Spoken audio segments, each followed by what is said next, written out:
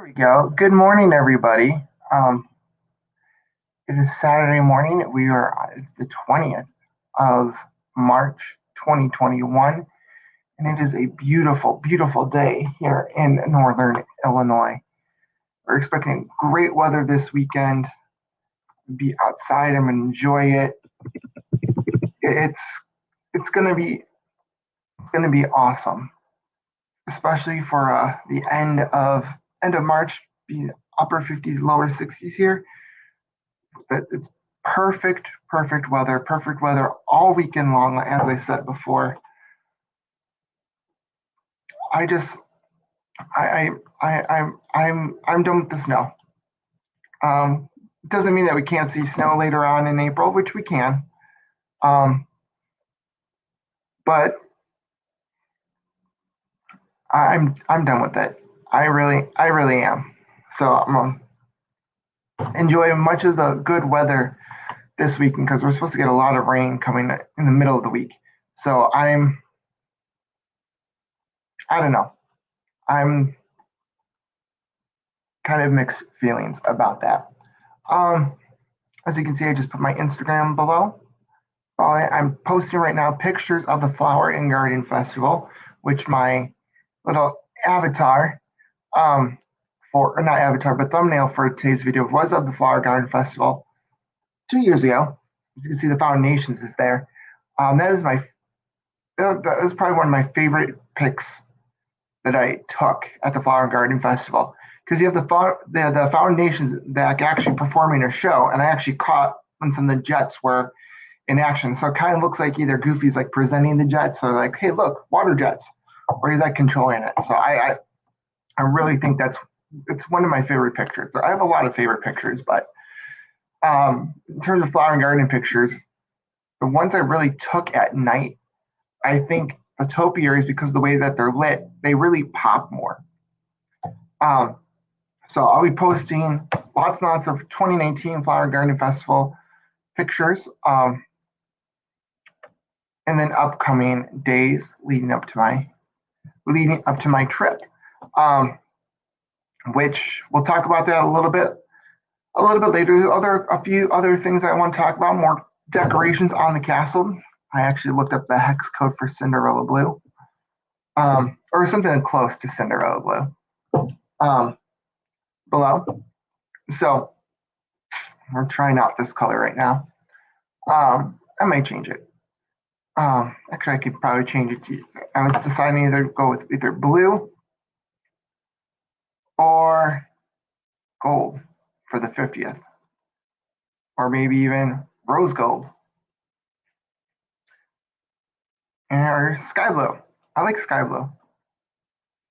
Sky blue and this like darker blue. They're really similar. I'll stick with this one though. But more decorations on the castle for the 50th, and it looks like it's going to stretch all the way from side to side. I don't know about the back. Now I'm going to wait to see if they decorate the back. If they do decorate the back with the bunting, I will be happy with the decorations, because at least every side of the castle will then get something visible, some visible decorations. So that would be a nice change of pace. I'll talk a little bit about what I hope to see for the 50th. And we'll talk about some opening day attractions as well. Because like, was it last year or the year before? There was some rumors about the Tiki Room, and there were some rumors about the Country Bear Jamboree, and something leaked online that really caught me off surprise, but caught me by surprise. But really, I'm not surprised at all. So we'll talk about that. Again, we'll talk about other movies as well.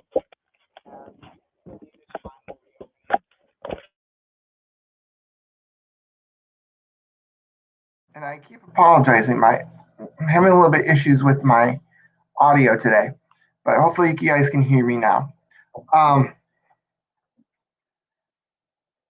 But really, for sure, We're also going to be talking about the Jungle Cruise and its re-theme. So all that and more, but I'm just going to do a little bit of a sound check here because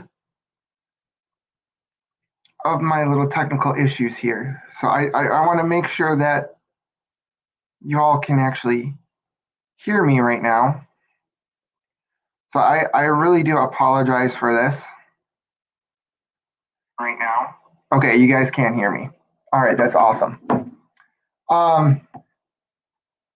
So where do I begin? Let's talk about the big momentous news that Disneyland is opening and Disney's California Adventure is opening officially for good April 30th. Now, when I say for good, it's depending on like COVID metrics, blah blah blah blah blah blah blah.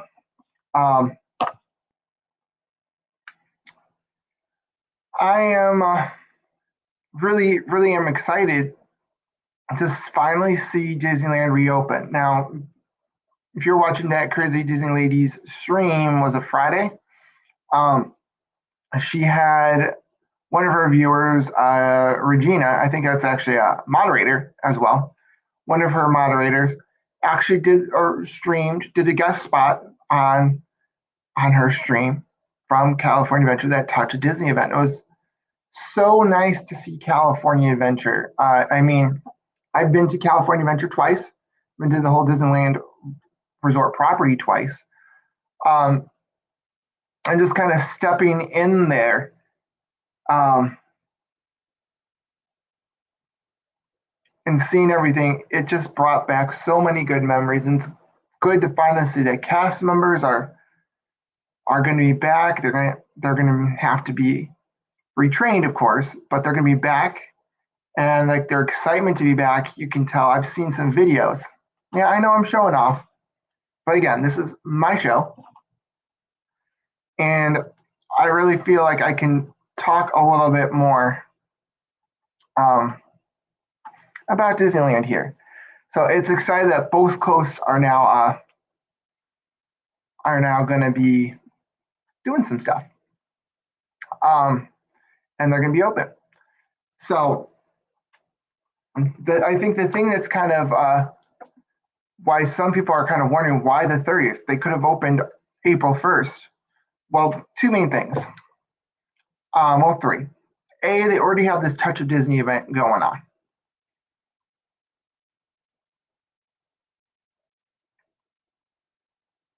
Okay. I don't know what that means. I think you're just trying to throw me off. They got the Touch of Disney event going on. So they've sold tickets, and if they wanted to open both parks at the same time, which they are, they'd probably they wouldn't cancel the event. It's good training for the merch cast members, custodial cast members, food and beverage, all those cast members to kind of get back into the groove. Showtime. But they don't want to cancel that. They've already hyped up this event. They don't want to cancel it. Second thing, as I mentioned before, or just a few seconds ago, retraining. All these cast members have not been trained, have not been basically doing their job for over a year now. So they're going to have to be retrained in every aspect of how to operate, safety protocols, COVID safety protocols, something new. Now, even though that these cast members might have been working at Disney 10, 20, 30 plus years even for some, they still have to be retrained, because again, I know if I'm off my job for even 2-3 weeks for vacation. Hello, Samantha. How are you? Thank you for coming. You do forget something. It takes a while to get back into the groove. And plus, like I said before, COVID safety. How to handle guests that maybe don't want to wear a mask. how to sanitize rides, make sure what are the protocols if guests are not being compliant, um, social distancing, all those extra precautions that California is putting in place. That are in place on both coasts, but I think California is going to be a lot more stricter with their rules. So that's the second thing. The third thing, well, actually, I lied. There's two more. The third thing is that the attractions themselves haven't been running for a year. So the attractions themselves, every single one has to get recertified when they've been sitting for that long. So all these rides that have been basically sitting, they're going to need to cycle. California's OSHA, I believe, is the entity in California that certifies amusement park rides. I think different states have different departments. In Illinois, I believe it's the Department of Agriculture that certifies amusement rides, because mainly like amusement rides were first really popped up in Illinois at like state fairs, county fairs. So county fairs, you had a lot of agriculture contests. So I guess that's where it's coming from. Doesn't really make sense, but I think it has to go back to state fairs. I know I went off the rails there, off the monorail, so to speak. Just kind of tying my old show name there. But anyway, so they have to recertify all of those rides, make sure that they're safe. And I think Disney wants to run those rides as much as possible, because those rides are going to break down. It's going to be like a new ride. It's going to be like Rise of Resistance, where you're going to have a lot of breakdowns at first. And then as time goes on, the breakdowns get less and less and less, although I think they still do happen. But any new ride, it breaks down a lot initially while you get the bugs out. But once you start, it's like a machine. It's a slow start, but once you get going, theoretically, things are gonna be fine. Will it break down every once in a while? Of course. They're machines. It's all machine, for pretty much. So you will have times where it's just gonna break down, obviously. So that's the third thing. The fourth thing is capacity. Right now, the way that the legislation was put into place is that under current guidelines, major theme parks can open at 15%. That is 15% capacity under the current level. If Orange County does move into a less restrictive tier, the next less restrictive tier, I think they color code it. I think right now it's orange, and the yellow is the next one. If they move into yellow, or right now it's red and they move into orange, something, but it's whatever the next less restrictive tier is, they can go bump it up to 25%. That's more capacity. That's 10% more capacity, or that's 10% of the total park capacity that they can use. If 10% more, that's actually they can increase their capacity by 2/3 from the 15% level, right? Because fives, yeah, math person that I am. But that is a huge difference between 15% and 25%. It might not seem like a lot compared to what normal capacity is, but it means they can get more people through the gates, or as like my parents say, butts in the door. More butts in the door. And that's in both parks. They haven't said if park hopping would be available at Disneyland, which I would have no idea whether or not that would be a thing. I know Fast Pass and Max Pass will not be available.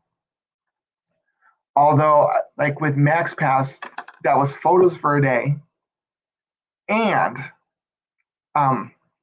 tickets, and fast pass tickets. Um,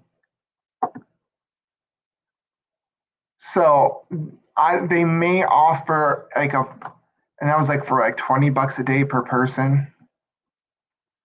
For that, they may institute something where you get that at least the picture values there, especially since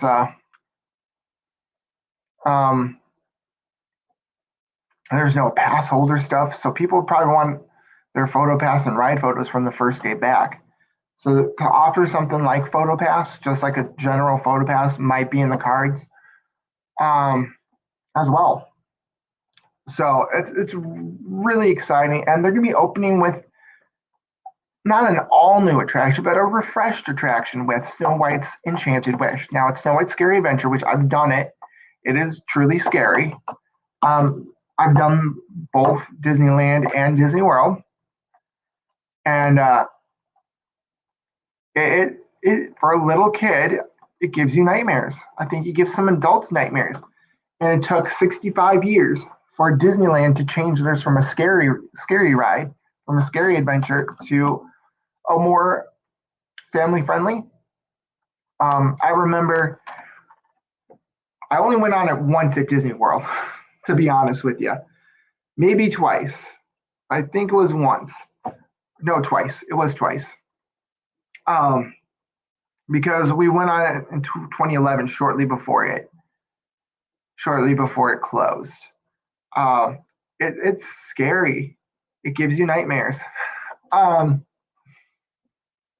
My mom, like the memory that I was about to share with you guys was my mom, I think it was like 4 or 5. It was like Snow White's Scary Adventure. And my mom's like, oh no, it's not scary.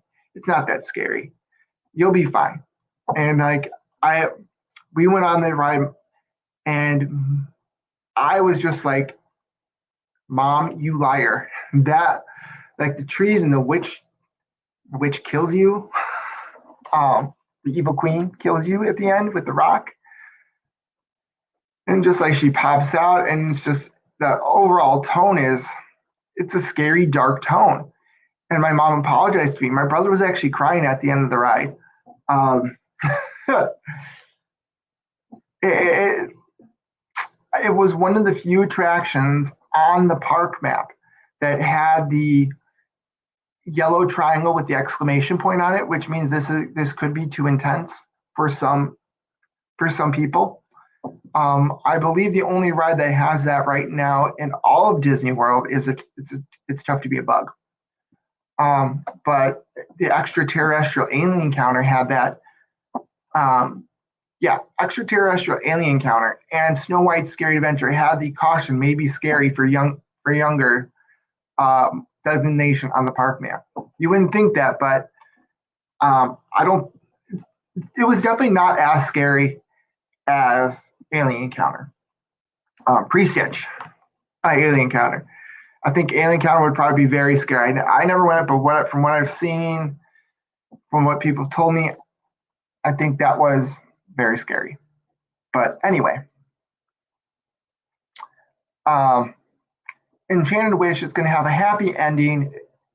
I can't wait till like April 30th. I can't wait till see finally some streams coming on Disneyland, right? And people riding rides for the first time in over a year. It'll be a year and a month, about a year and a month and a half since Disneyland closed.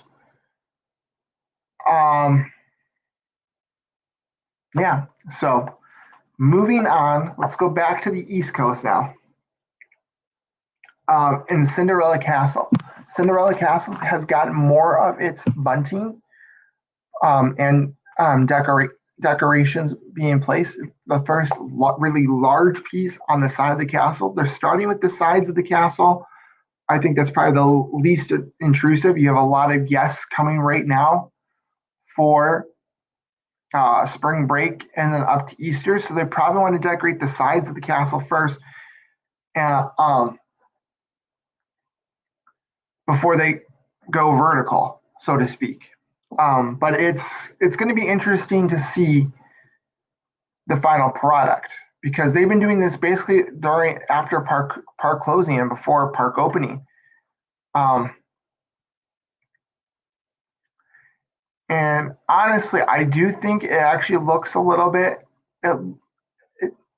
the concept art, I don't think is doing it justice. And it's a little bit more 3D than I thought it would be. So again, people are like, what about the projections? And well, they're obviously not going to do too much crazy 3D stuff, but I don't know. I'm starting to think they could have done a little bit with what they're doing. They could have done a little bit more. Again, I'm thinking it's 50th golden anniversary. I want to see extravagance, but these times I think Disney's not doing extravagance, unfortunately. But you never know. You never know. They might change their mind based on how things are going. You never know. But the decorations, they're definitely looking better, better than I thought they would. And they're actually repainting the castle again. Now, again, everything's happening at night because I think one thing when they were starting to do the whole repaint with the cherry pickers, and how like the painting was only done at certain times of the day, so that people can still get their photos with the castle, and they're warning you the castle might look weird. I think they're trying to avoid that right now, but in not even announcing that they're repainting the turrets. Now the turrets have a blue, like this iridescent blue, that when the light hit on it during certain times of the day, it actually looked purplish blue, and purple tones. Back in July when I was there, I could definitely say like, oh, that's purple. Okay, I thought that the turrets were supposed to be blue. And now they're really being repainted to a darker blue. I really like the turrets beforehand. Like if you look at pictures, you can see the old color versus the new color. Some people are saying that it's really the same color. I don't know. It really does look different. Now I took a picture. I have pictures of the castle. I've looked at the pictures of the castle then and like the new turret colors now. To me, they look different. It definitely it's not iridescent. They're not using an iridescent paint because the new blue is definitely less shiny than the old blue, 100%. And it definitely pairs better with the gray walls of the castle. Some of the higher turrets have also been painted the darker blue.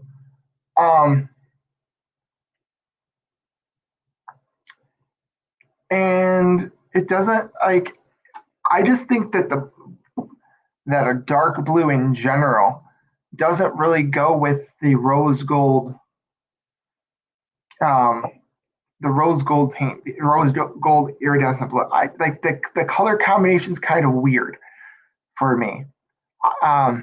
I don't know. What do you guys think? It really does feel a little bit weird. It doesn't feel like my castle. And when I say my castle, the castle that I was more comfortable with growing up. By the way, I have my Epcot. Oh, you can't see it. My Epcot mug.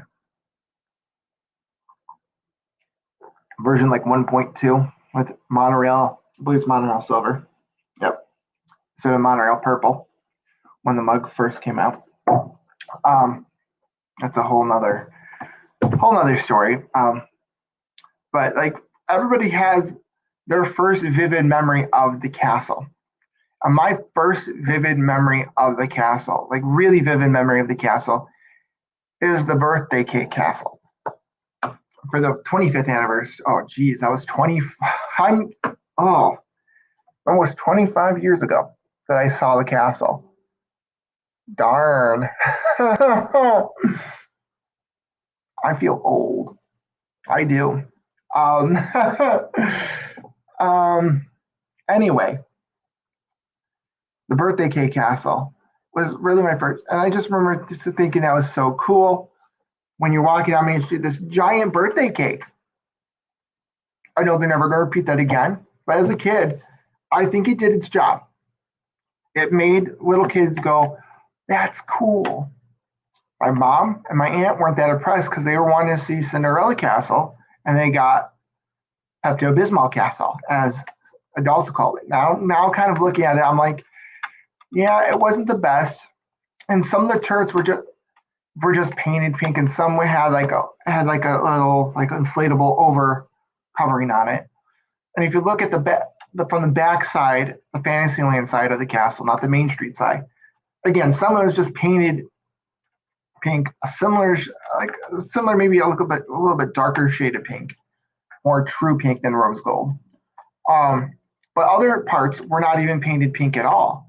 They didn't completely make the castle a birthday cake. It was only the front visible sides for basically for photos, which was really, I think, kind of made me disappointed and kind of took that illusion away.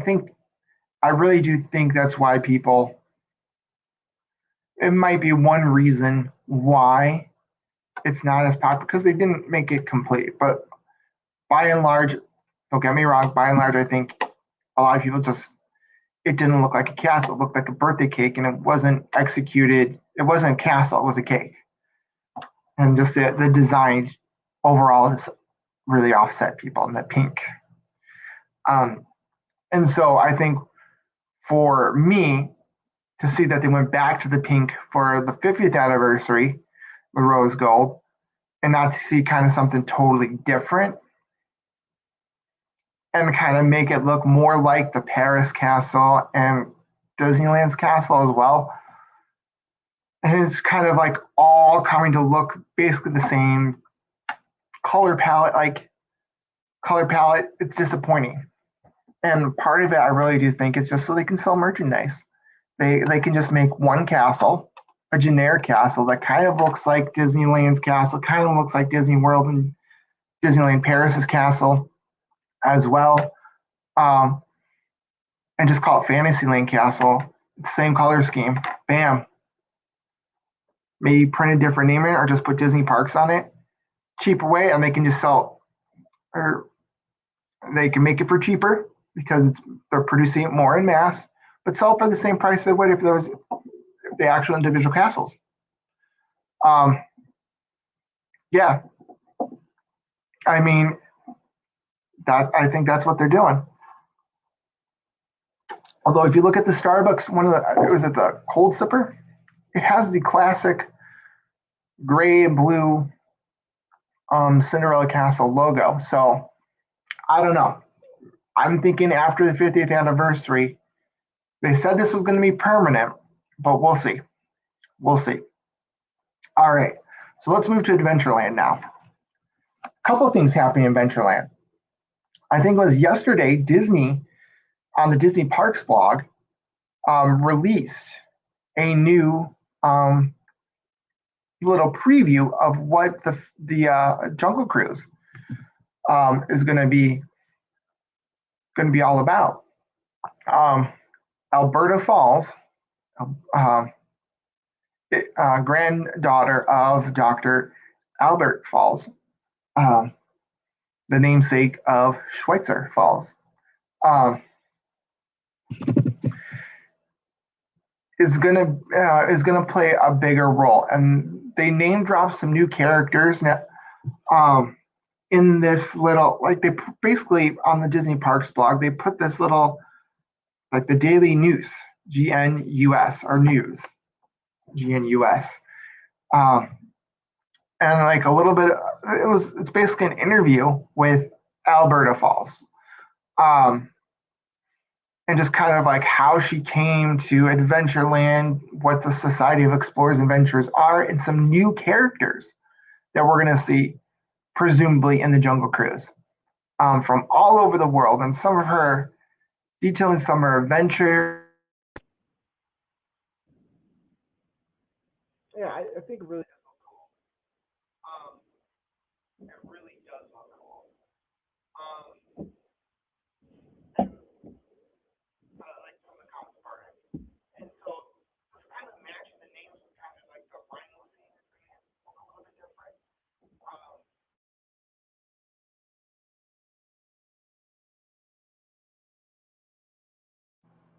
I apologize again for that.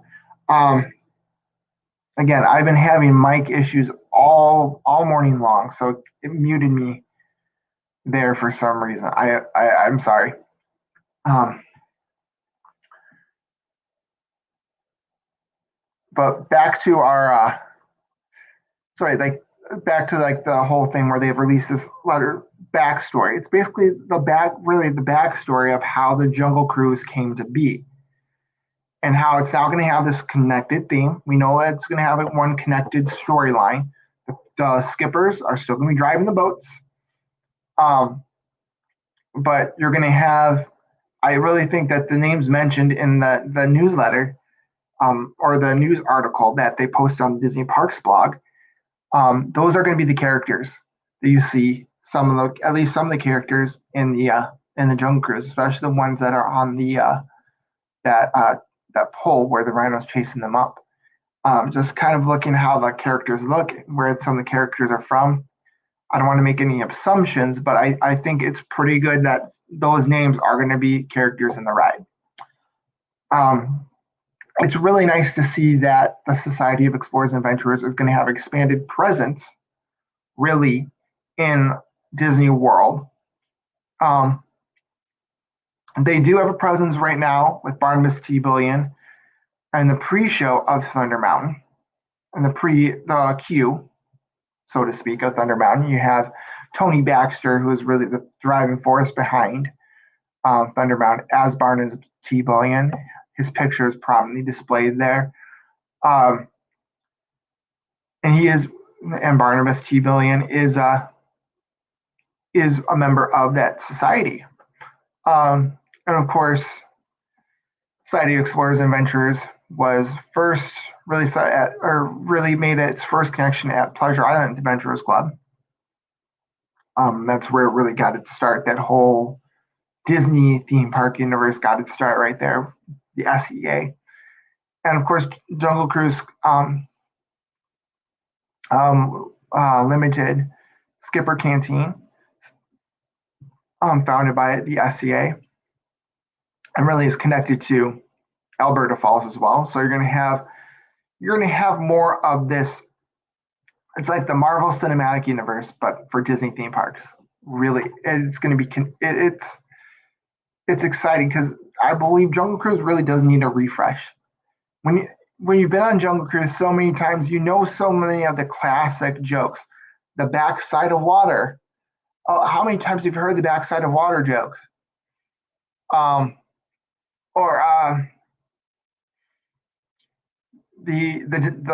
You're in denial, like the Nile River. That's so many jokes where that they keep switching back and forth. They can go with the denial joke, or they can set it up and just pull a fast one on you. And but you're basically trying to predict the jokes and predict the script. I loved it when the Jungle Cruise, basically it was the skippers making up their own jokes. They really had free reign of what they could say. They could oh look, there's the elephants.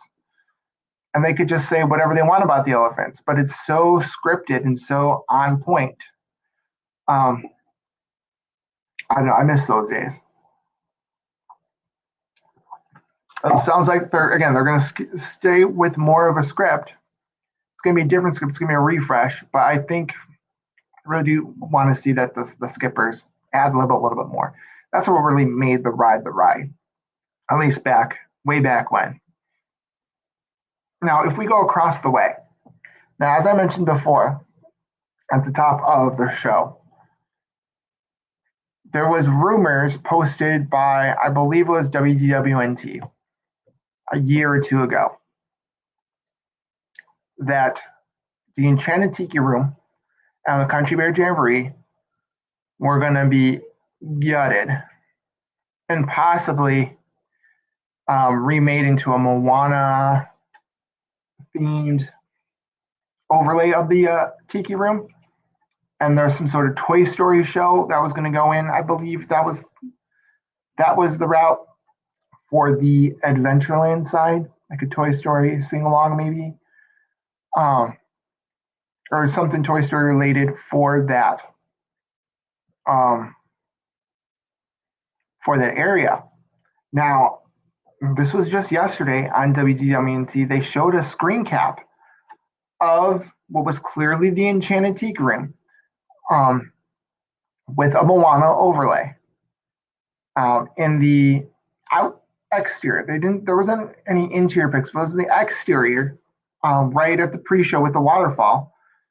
And it said Moana, and it looked like a meet and greet area for Moana and Maui.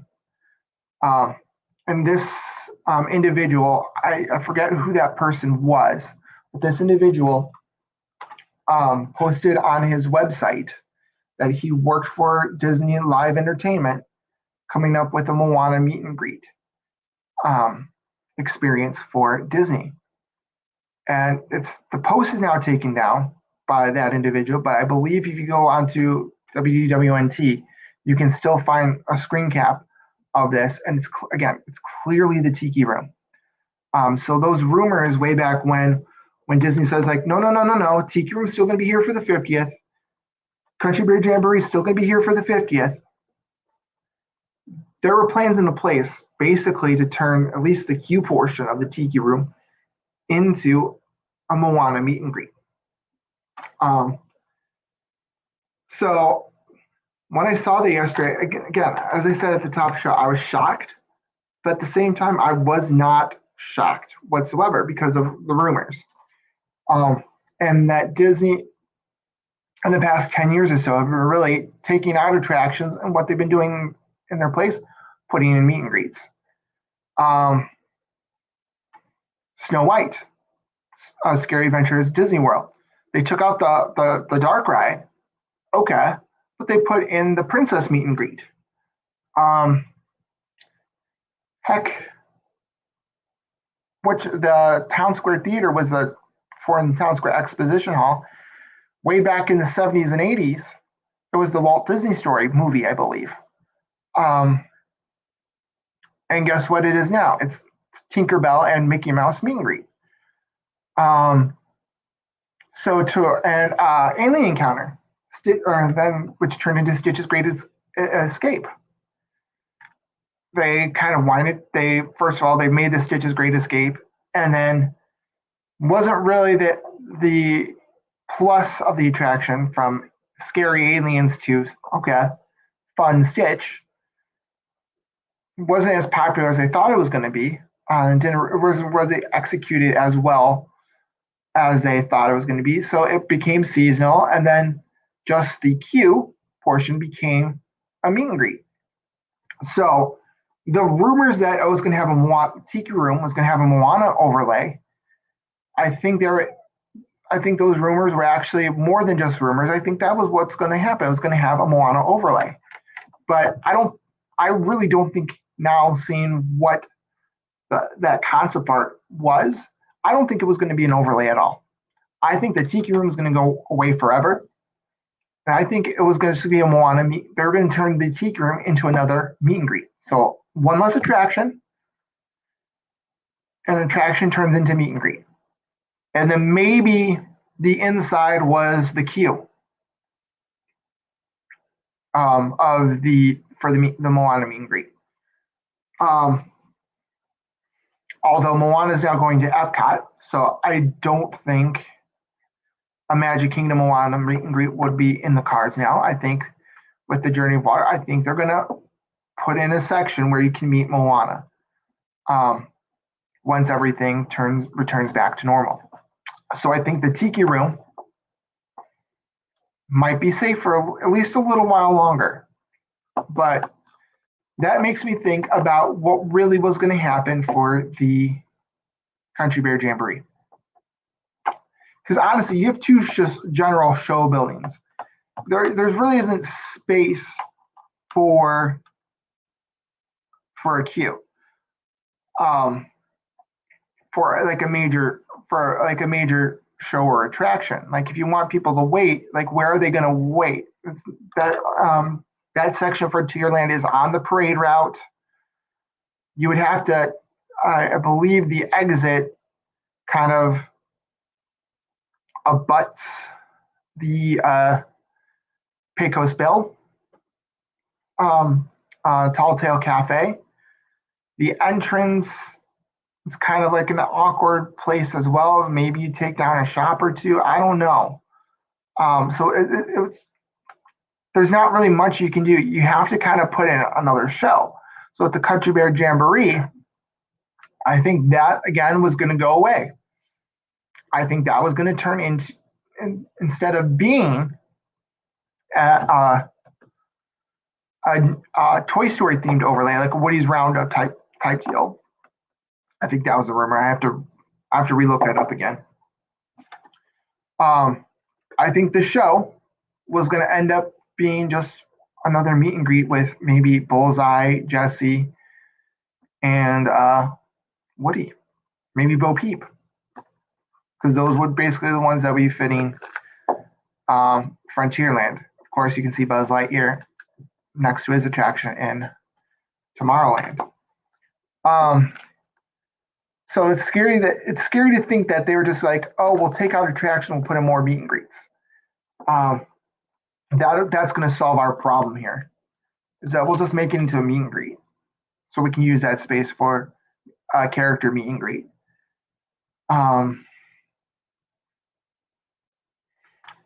There comes a point where it's just like, if you see, oh, this building's for a meet and greet, and this building's for a meet and greet, and this one's a meet and greet, this one's a meet and greet. If that's their solution for everything, we don't know what to do with this space, we'll just make it a meet and greet. Is it really worth the price? Honestly, I think there's a lot better things they can do with Princess Fairy Tale Hall than you meet your princess characters. I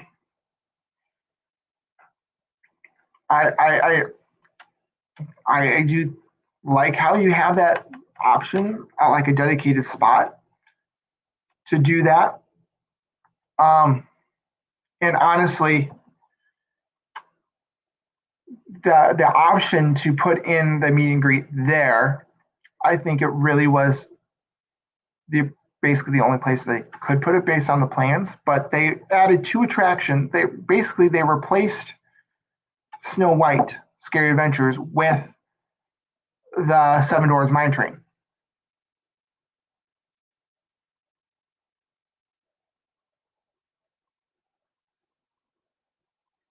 I do think so. Okay, so Aaron's saying that I think Tom made up a lot of things, and because he was bitter at Disney for calling him out and calling him unscrupulous, he's pulling the wool over a lot of people's faces right now. That could be.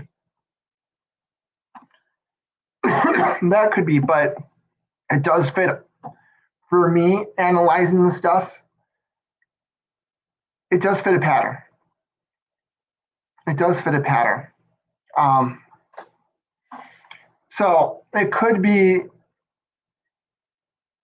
that he's doing that right now, but I do think there might be some truth behind that. Because just kind of again, look at the spaces, the space for Stitch's Great Escape. They closed it when, like way back when, right? It's been years now that it's been closed, and they haven't really thought of anything else to put in there when it comes with these show buildings.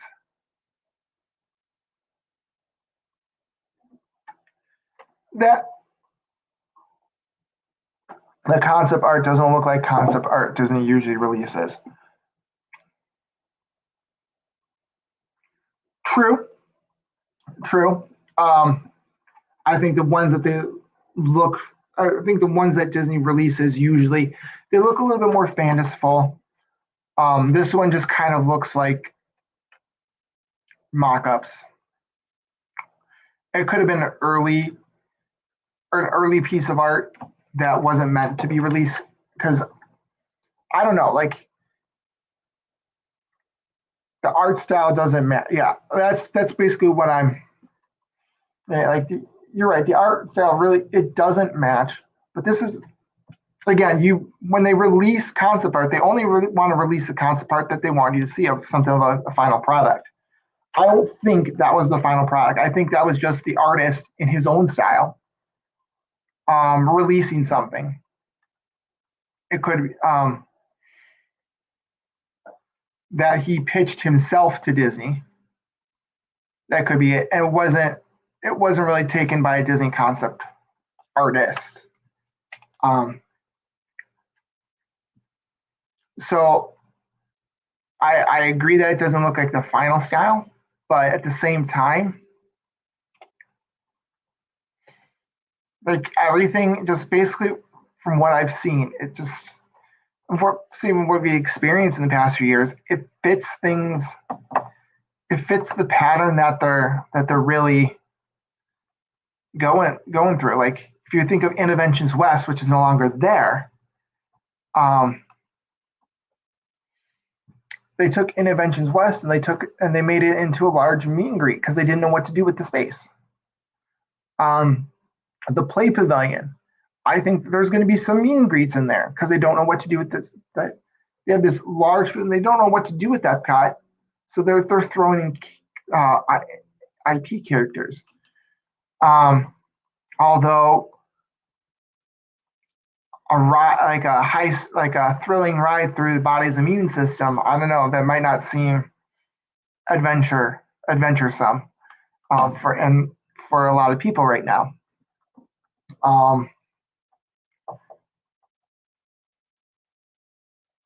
But again, Aaron, I do agree that the art style doesn't match. But it's not to say, again, I'm repeating myself, it's not to say that it wasn't an early concept, not meant to be released. Because again, if this person was just working on like let's say a per diem basis, like, oh, I signed on for just this project, he's going to create something in his own art style. And then when they're going to announce it, that's when Disney takes that art and changes it. So it could go either way with that.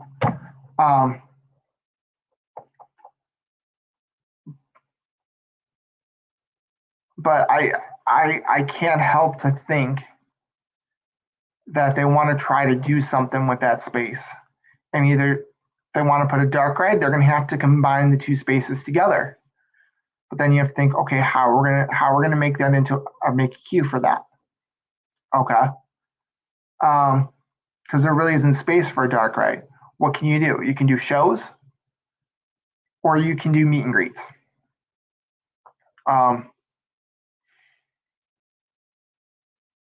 That's basically it. Or do a 2-level show building, I guess.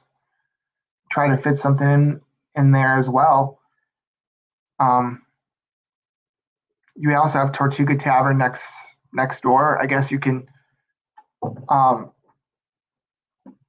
have that go away and make that the queue maybe, and put in some sort of show there. I don't know. Anyway, so we talked about that. But like, I want to end on the fact that it looks like it was an initial concept, because it does say Disney Moana in it. So it's not like, it's definitely not the concept art that they would release thinking to the public saying, oh, it's right. It would say copyright Disney. It might just say Moana on it because it's inside the park. This definitely seemed like a pitch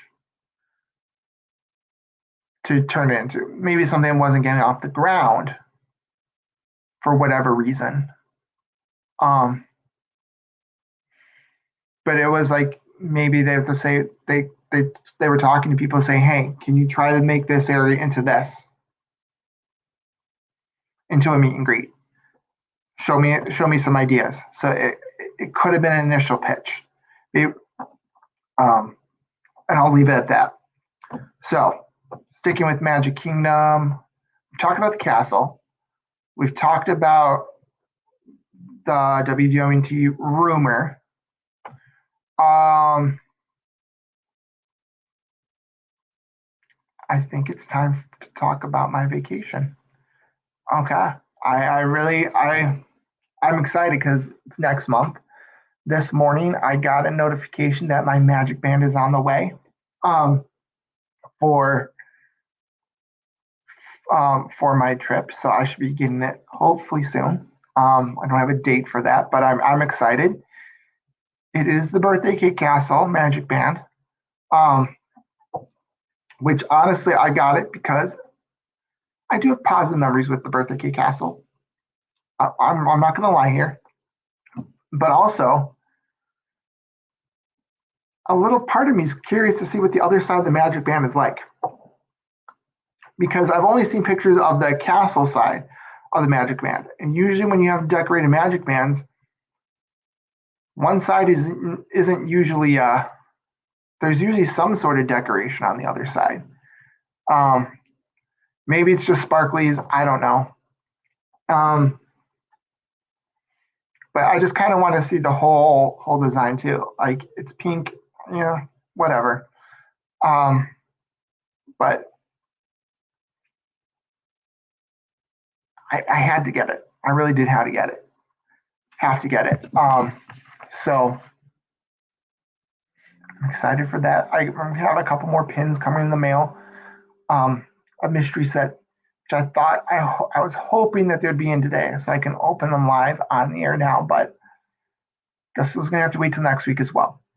And as always with mystery sets, I'm excited because either way, either I get a pin I like, I can keep, or I get a pin that I can trade for something that I like in the parks. I always like to have pins to trade. So right now I have actually 2 pins that I'm bringing, maybe 3, to trade. And honestly, when I'm trading, even if I get a pin that I like, I'm like, ooh, I haven't grown like an attachment to that pin yet. So sometimes I'll trade like the same pin I'll start with, I don't know, a Mickey Mouse pin. Like, okay, I don't really like this Mickey Mouse pin, I'm gonna trade it. But I trade all like that same line, and I end up with like, ooh, I like that. I'll take the same pin, excuse me, not pig, pin. Although I think there might be pins of pigs, maybe, I don't know. Well, yeah, maybe Miss Piggy. There's probably a Miss Piggy pin out there somewhere. No, there's a Fozzie and Kermit pin. I just keep trading it, and then I end up with one I like. Maybe it's not the best one, but yeah. So I'm excited to see what pins I get. They're the 2021 mystery pins. So there's 2 in the box.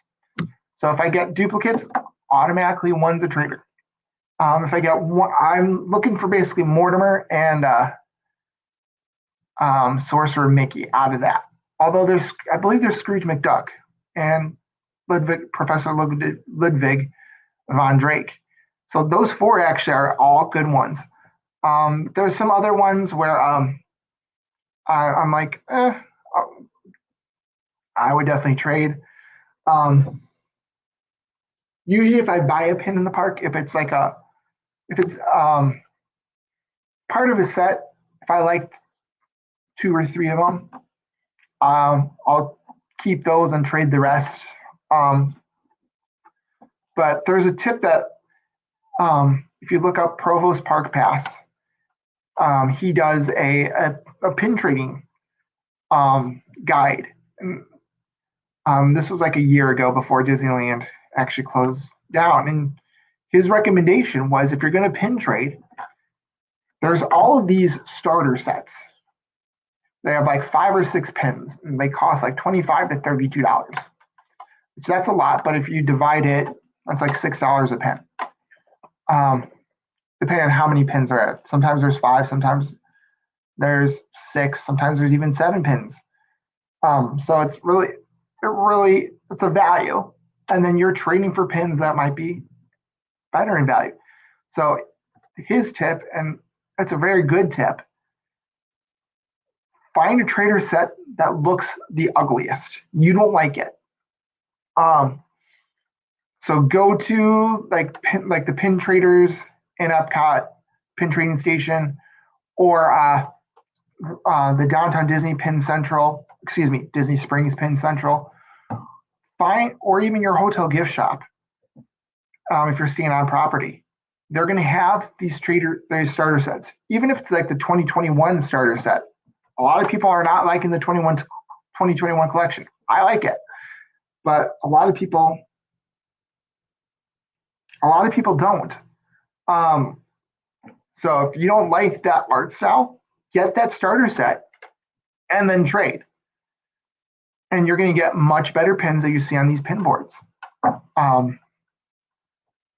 It is an awesome tip.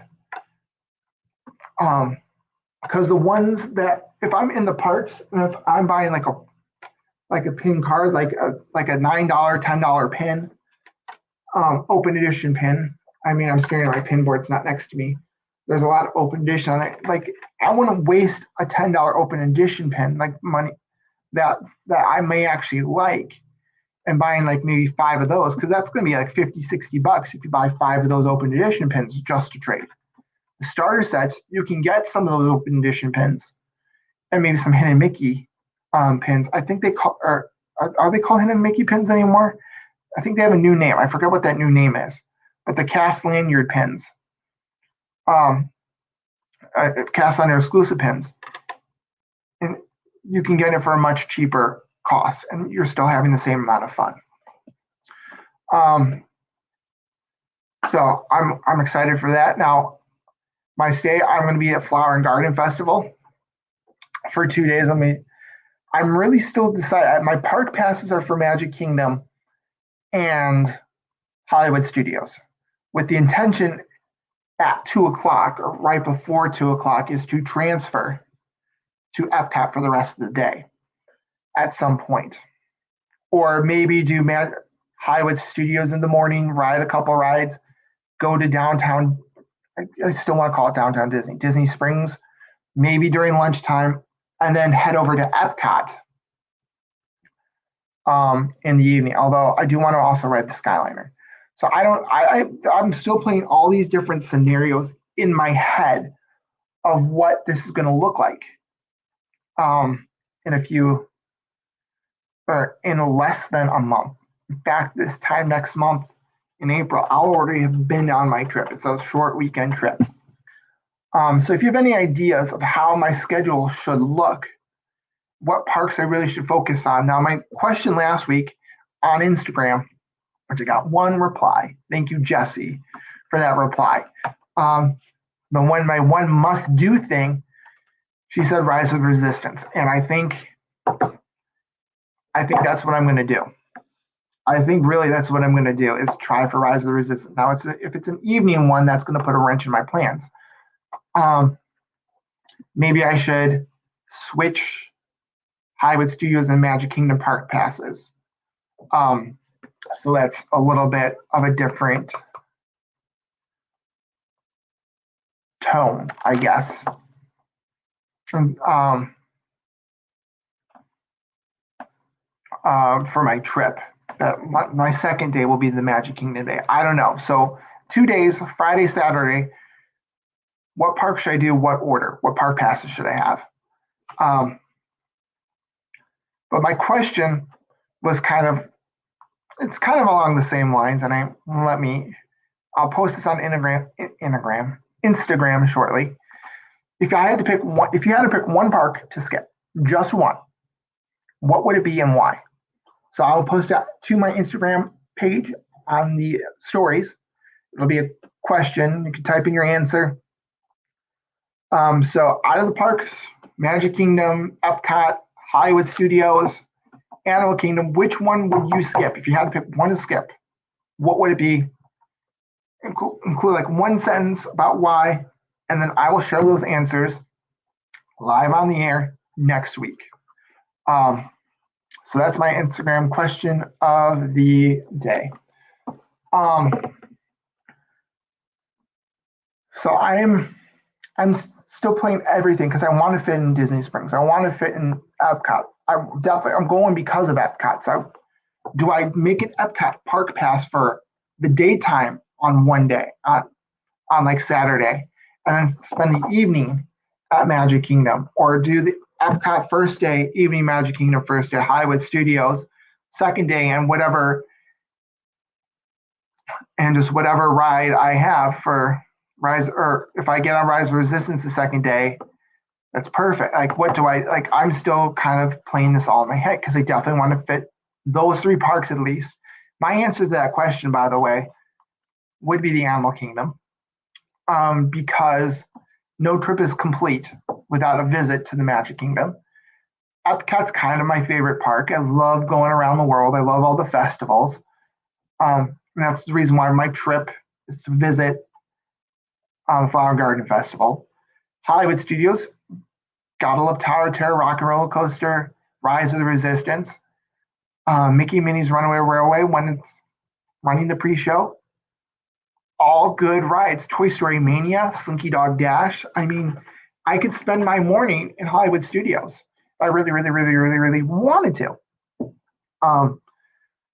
Animal Kingdom, don't get me wrong, I love Kali River Rapids. I love the safari. I love Pandora, Expedition Everest. I could care less about Dinosaur and then stuff to be a bug, but I would feel okay if I skipped it. Although the Dole Whip with rum that you can get at Animal Kingdom does taste good. It does taste good. Maybe I'll have to make my way to Pineapple Lanai at that point before I go to the Magic Kingdom, or if I'm trying to transfer from Epcot or from Magic Kingdom to Epcot, maybe take the boat to Polynesian, get the pineapple Dole Whip float with rum, hop on the bus, go to Epcot. That might work. That might work. But yeah, so it's going to be on Instagram shortly, sometime this day. Please, I really do appreciate all those answers. I think this is a better question than last week, and I'll set it up in a different way as well, because I think it was a little bit harder. I think people were looking for like the little question box. I just wanted like a comment or a reply to the story. Or maybe I'll just post a picture of a random picture of a park. I don't know. It might be a story. It might be a post. It'll probably be a story, though. I can't make up my mind. All right. So I'm preparing for my trip. And actually, I need a new wallet. Or I needed a new wallet. So that's what's kind of fiddling in my hands. I got this from Box Lunch, online exclusive, and it was about, I want to say 20 bucks. And it's Mickey Minnie Runaway Railway style Donald, like new Donald. But you got him crying, like in pain a little bit. I don't know. Angry, sad, happy. I thought this was a very, very cool wallet.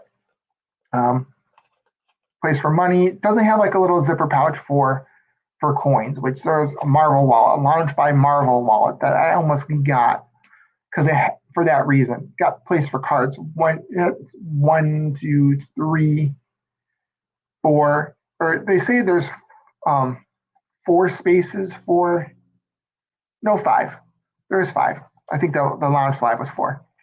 But there's 5 different spaces for cards. You can put 1, 2, 3, 4, 5. Actually, there's 6 cards and plus an ID place right there. So there's actually 6 spaces here. I don't know why I said 5. And of course, again, the money part. But the thing is, it's not, when I got this, it's not, hopefully over time, it's going to kind of stick like this. It's going to fit in my pocket a little bit better. But this is going to be my trip wallet. So maybe get something a little bit more fancier looking for everyday use. But this is either between this or using, this is actually a Loungefly card holder. with Great Mouse Detective. I know, I'm still deciding whether this does have like a zipper pouch there. And hello, Elle. Long time no see. I am just talking about my trip next month. I got this for myself for Christmas. This is actually a Loungefly card holder. I think this was meant to go in like a purse or something, but I don't know. But this is, I actually like that the fact that it is Great Mouse Detective. I think the design is more unisex, and like with the only thing I don't like about this is that the card part is on the outside, where this is the cards are all on the inside, a little bit more protected. But I don't know. I may bring both. But there was a Loungefly bifold Marvel wallet. And hello, Melanie. I may stick around a little bit longer. I need your help, you guys. I'm going to put an Instagram question of the day. Open this up to more people, share more results next week. But if you had one park to skip, what would it be and why? I'd love to see your answers. So just kind of catching you up. Talk about that right now. My park passes are Magic Kingdom, Hollywood Studios, park hopping to Epcot both of those days. You skip Blizzard Beach. I've done the water parks. And I think with a weekend trip, you definitely can't fit a water park. But if you had to skip a park, my pick would be Animal Kingdom. And it's not because of anything except for it kind of just fell into place that way. I love the Epcot Festivals. My trip, and see, okay. Okay, so first of all, I'm going to talk about Al's first. Right now, I'd skip Epcot. I'm not a foodie. After changes, I think Epcot would probably be a fit. Don't hate me. I'm not hating you. I actually understand. It is Walcott. A couple days ago, was it Dan Wynn on Disney Worlders, posted a picture of the Epcot experience, and the projections were broken. So it was basically just a white wall, and like the center stage was just all white. And I made a joke. I made a joke about it, but that's how Epcot is. That's how Epcot is right now. But there's a lot of walls. There's not a lot to do. But when Ratatouille opens, the Play Pavilion opens, Moana, Journey of Water opens, which it looks like it's going to be edutainment. At least there's going to be some about the water cycle, which I'm all for. Once it's revitalized and the walls start to come down and things start to open up, Epcot is going to be the number 2 park. Definitely. And it's going to rival Hollywood Studios. Guardians of the Galaxy, I forgot to mention Guardians of the Galaxy. But right now, you have to enjoy the food, which I love the food. I love the World Showcase. I love all the topiaries for the festivals. I love the scavenger hunts. It's something that I would have to do. So I'm not judging you. Epcot right now is kind of,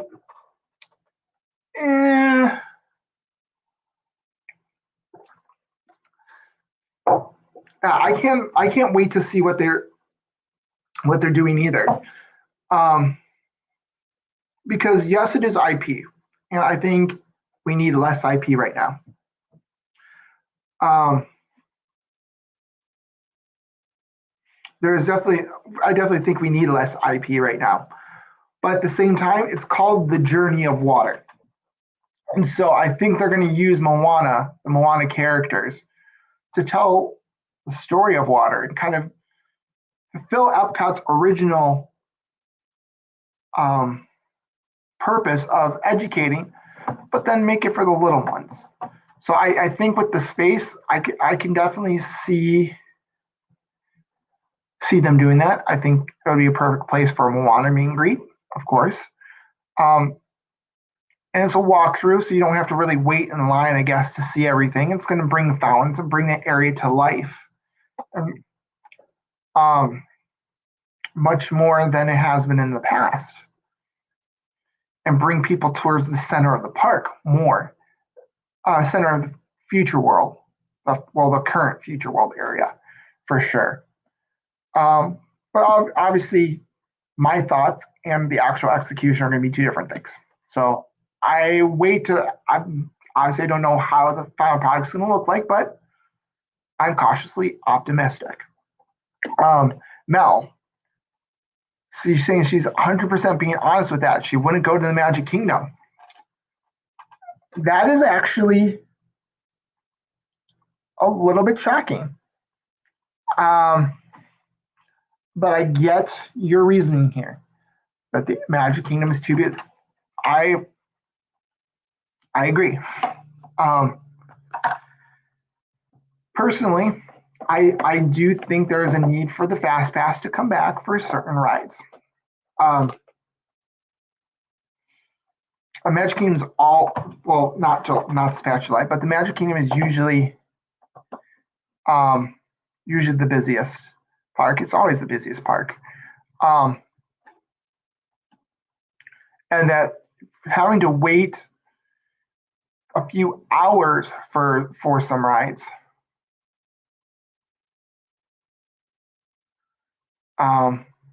Yeah. It's interesting because for me, I again, don't get me wrong. I don't hate Animal Kingdom.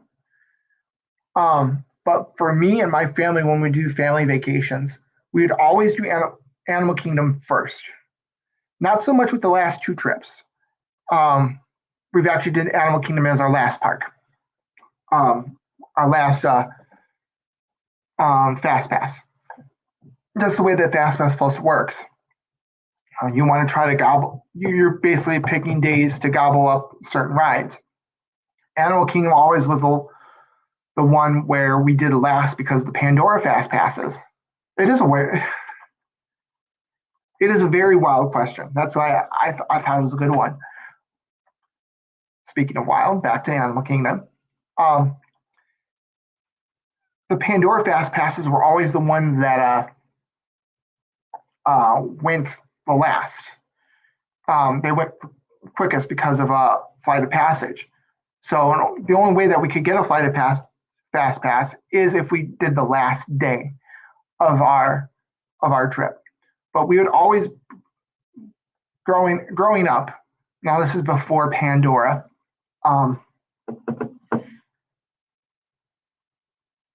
This is before Pandora and some of the expansions.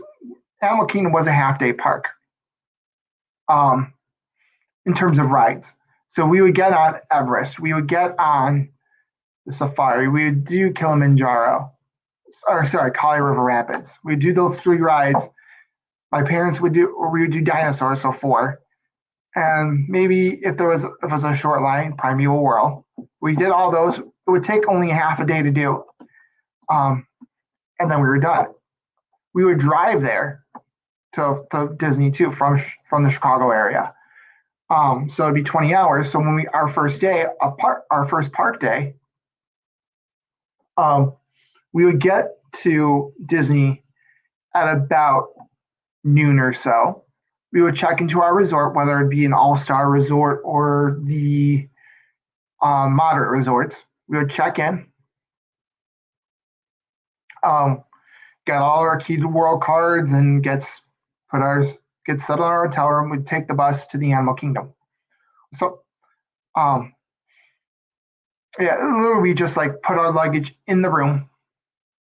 We're checking in with luggage services, and do the Animal Kingdom during that first day because it was a half-day park. Yes, it spun you around, and especially if you're seeing people that you didn't know, like you could be squishing people.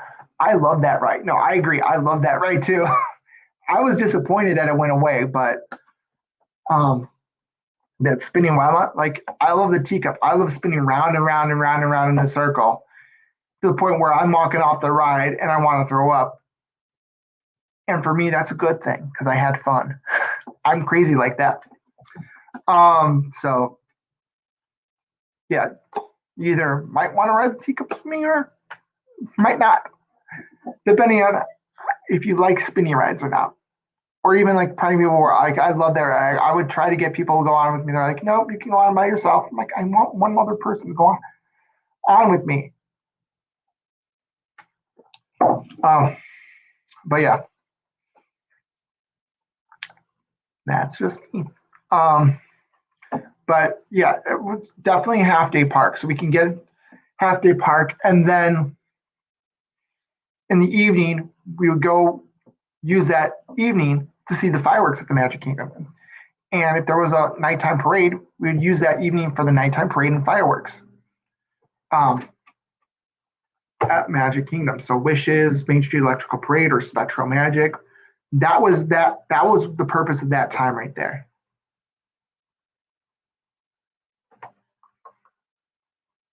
I cannot do spinning rides, but there's small thought dying because of the twist. Yep, because you're going like, whoa, whoa. Like, it's not like some Wild Mouse coasters where it just spins like this.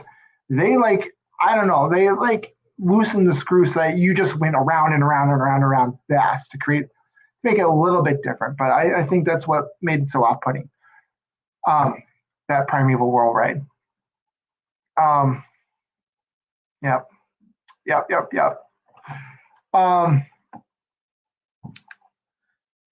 So yeah, I that's right. It didn't like right now, Animal Kingdom, in terms of nightlife, it is Pandora. There's no Rivers of Light. You've had the Tree of Life Awakenings. A lot of the animals go to bed. They take the animals out, especially the Oasis animals. They don't have the animals there as you exit the park. If you've ever noticed, they're back in their shelters at that point. You can't really see them anyway. Rivers of Life wasn't the success that they thought it was going to be. There's not much in terms of nighttime. And even if it didn't, like, even with the Rivers of Light, I chose to skip it in 2019 because I didn't think it was worth my time. I've seen live streams of it. It looked cool, but it wasn't that impressive. And wasn't because of the lack of Disney characters. It just was very calm. When you think Disney nighttime spectacular, you think bam, bam, bam, like excitement, fast pace. You can't really do that in an animal park. You're definitely not shooting off fireworks in an animal park. But it just made more sense to do Animal Kingdom. It's a half day, it's rival day. We can get all the stuff we want. If we want to go back, we could with park hopping, but we never did. It was satisfying because we did all the things we wanted to do. We got it done. We got it out of the way. You could always get fast passes for certain rides. And you can make it work. You definitely can make it work. And then bust it up Magic Kingdom. Get your spot for the electrical parade. I definitely expected more from the concept art as well. It definitely fell into line of what Reflections of Earth should be, like connected storyline. There's definitely calm parts of it. But I think the difference between Reflections of Earth and Rivers of Light is that Reflections of Earth had the fireworks. So yes, you had these boring, what some people call boring, water screen that lull time between the fireworks. You had the fireworks. It was not as exciting, but it served two purposes. Continue the story, and then as well as let the smoke clear a little bit, dissipate, so that you're not trying to watch the finale through a cloud of smoke. And so they had to do it that way. But again, Magic Kingdom parades, down for parade. Maybe get a snack, maybe get a hot dog from Casey's Corner for fries, eat it at the side of the road, and then wait for the parade. And then after the parade, you just moved up Main Street, get as close as you can to the castle to watch the fireworks. So that's the best. That was the best thing to do. And then after the fireworks were done, maybe hit a couple rides. Because fireworks did not mean park closed way back when. It means that, fireworks, most people would start heading home. You go against the crowd and try to hit as many rides as you can because the wait times were going to be less. And get some of the rides that if you try to wait during the day, you might not get a fast pass. Or the fast pass you get at 8 o'clock or 9 o'clock in the morning, it might be for 3 p.m. in the evening or in the afternoon. Al, did you park hop? Because my family, we would do 3 or 4 days. The first visit that we did, Animal Kingdom was open, but we basically spent one morning Hollywood Studios, one morning Epcot, one morning Magic Kingdom, and then some of the days we would park hop or not. And this first visit was the time when park hopping, you can only park hop to one park and then add an extra magic hour. That's basically what it was. We would do one park in the morning and then we'd move over to extra magic hours. We would never spend the full day for the evening extra magic hours. We would go there specifically just for that. You did park hop too. Okay. So do you remember the visits? How they did park hopping initially? Where it's you had park hopping plus, where I think there was different levels where if you had the park hopper option, you can go to one additional park per day. So you can go to Magic Kingdom, park hop to Epcot, right? But then if you park hop to a third park, you basically wasted a second day on your ticket. There was an extra day on your ticket. So if you have 5 days park tickets, you went to 3 parks, you potentially could have used 2 days, even though it's only 1 day. But they base the days on how many parks you hopped to. Hello, Wishes. How are ya? We're just talking about park hopping right now. We never did more than 2 parks in a day.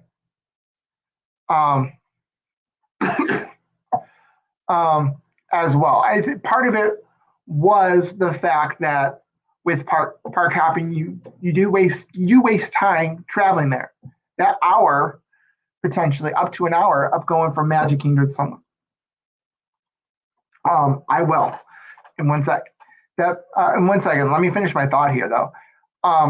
There was that chance of park hopping. There's a chance of you're losing time in the parks. I think with having no park hopping in July, you're like, oh, wait, you can do a little bit more in one park.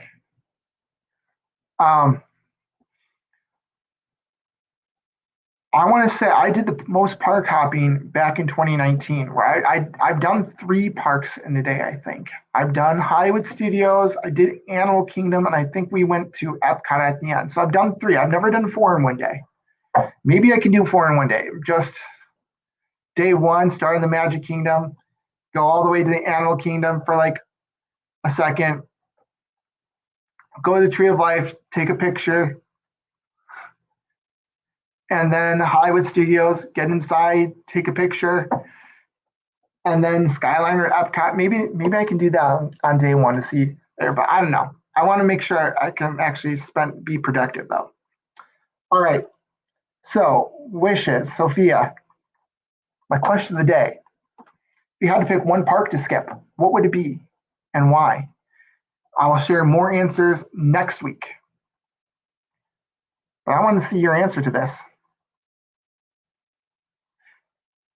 You know what? I do want to say that. I do want to say that, do that just so I did. That was going to be my plan last year, 2019, was just spend 1 day in the park, just park hopping. 1 day for each individual Fast Pass Plus. And then the 5th day to do it. Just do park hopping. Make some fast passes. Honestly, I'm expecting when I post this to Instagram that a lot of people are going to say Animal Kingdom. Now, I'm curious, why would you say Animal Kingdom? And for me, it's not because I don't hate Animal Kingdom. It's just that the other 3 parks for me offer more. And you've done that in the past already. I think a lot of people would actually say that. They've done that in the past. There's really nothing new right now at Animal Kingdom. All the new stuff happened a couple of years ago. There's nothing new on the horizon. It's not like they're closing an attraction there as of yet. You never know. But I think it's the park that's going to stay the most constant. You're right, absolutely right.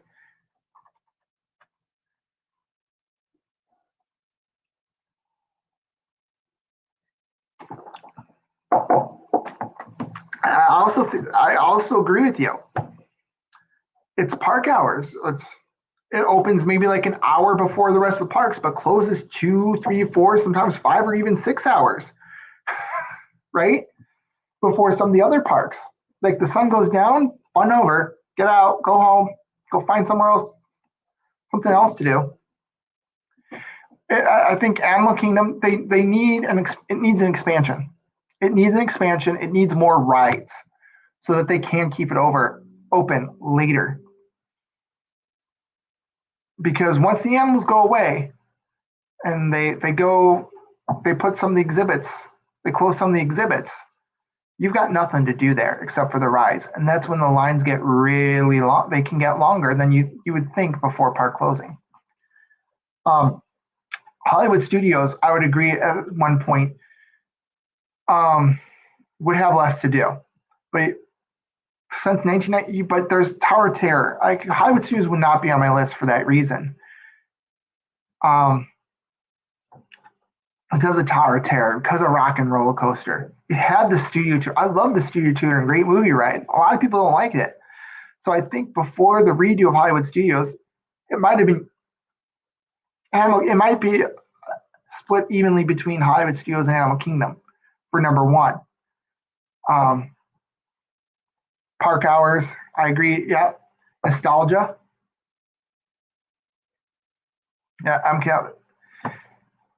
It's the classic. It's the one that started it all, right? The Magic Kingdom style parks, Disneyland, Disney, and Magic Kingdom, Disney World.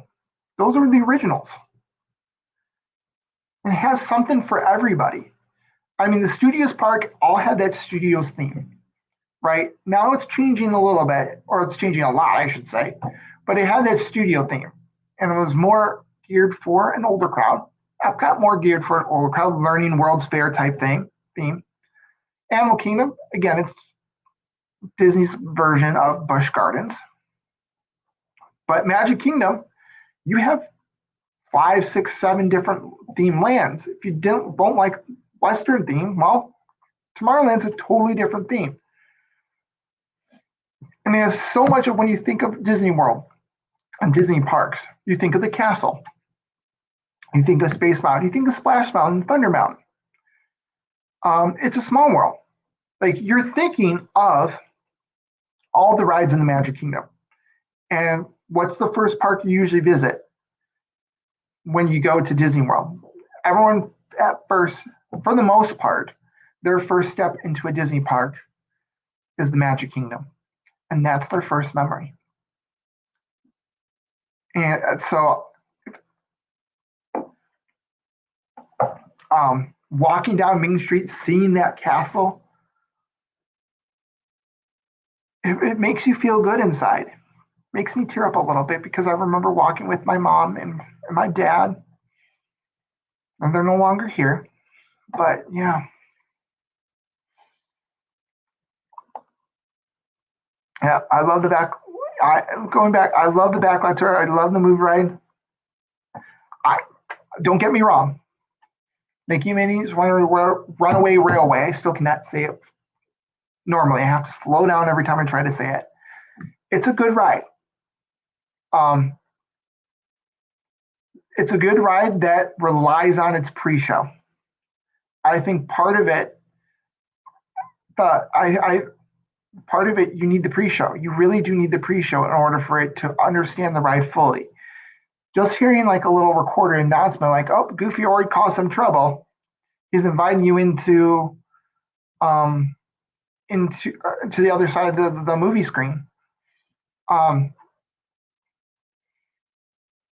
Sorry, I should have said spoilers there. The fact that you're skipping a very important part, and then there's this catchy song that's introduced in the movie, um, and that really also you don't really hear it until the end now, so it really loses a lot of its punch um,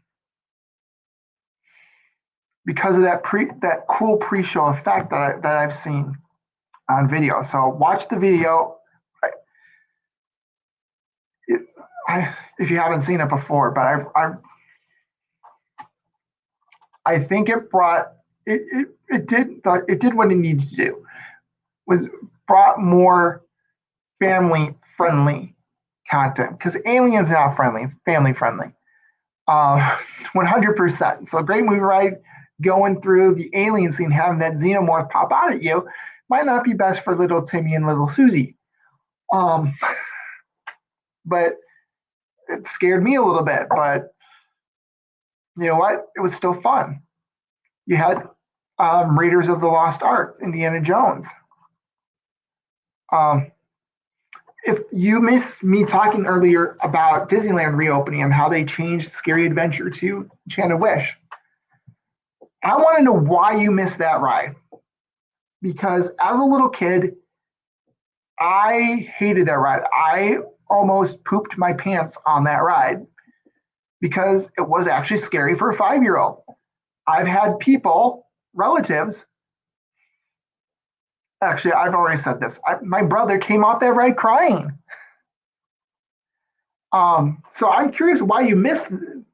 And then the end, the witch kills you, right? She has like the rock, and she's trying to, or at least trying to kill it. I think she does.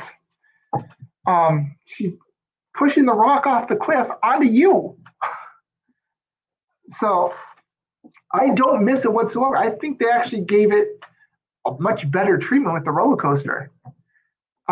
Yeah, there's not a lot of story to it. You just go through the mine, they're singing hi ho, and then they're doing the dance part at the end, but the witch is outside with the apple, kind of hinting like, oh, she's in for something.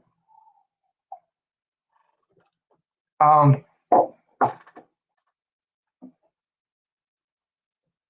I yeah, it's less story, but I do like it. I do like it better. Um, I do like the character type rides. Don't get me wrong, they're character rides, love them. I don't hate them. Um, but I do like I do like some original rides as well. Um,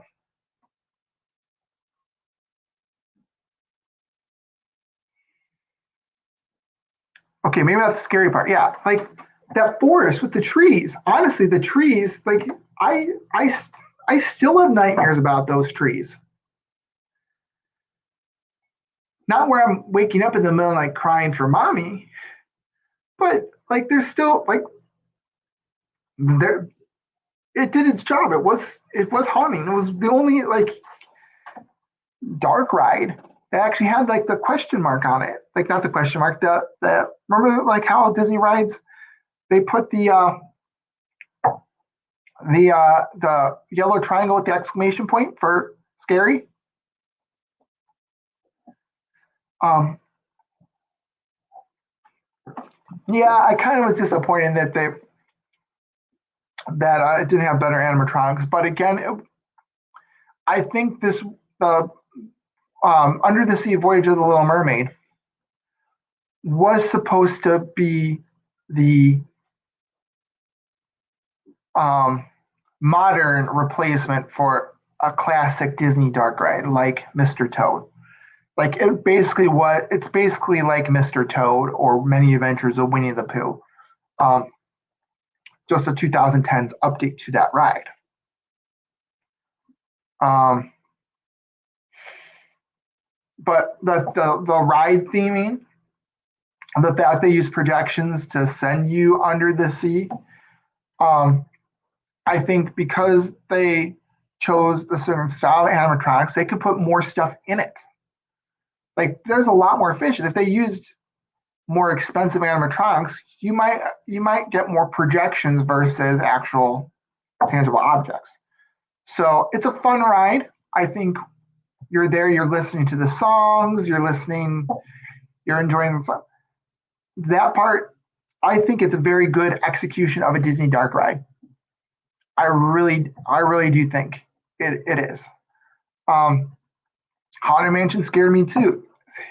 Seeing a skeleton of a guy hanging himself, who hung himself, the classic part of the Haunted Mansion, but yet that's scary. And like the things where they pop out, popping heads that were used to be in both the attic scene and they're still in the graveyard, where they would go like that fast and be like, give me a heart attack. I was crying. I almost, like the first time I rode it, I almost squeezed my grandfather to death. I was so scared on that ride. And after that, you would not get me on that ride. And now I'll ride it. Like I still don't like the popping heads, but they're slow. And I'm kind of disappointed because like it's weird.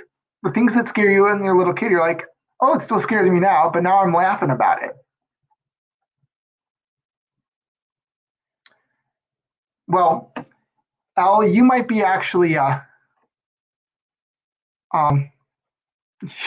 you might be happier that they're just walking through the pre-show right now. They're not doing the stretching rooms. It's not an elevator in Disney World, and now we have proof that it's not an elevator at Disney World because you can just walk right through. Well, you've always had the proof.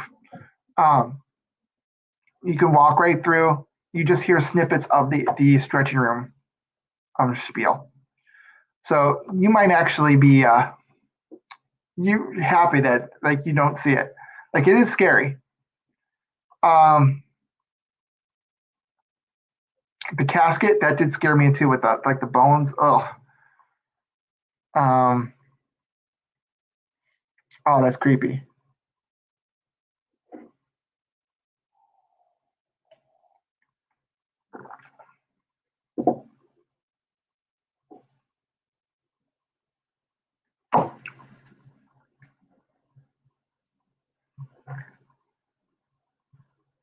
Yeah, okay. So Wish is saying my husband and my son that is now 18 is like, why is this ride in Disney?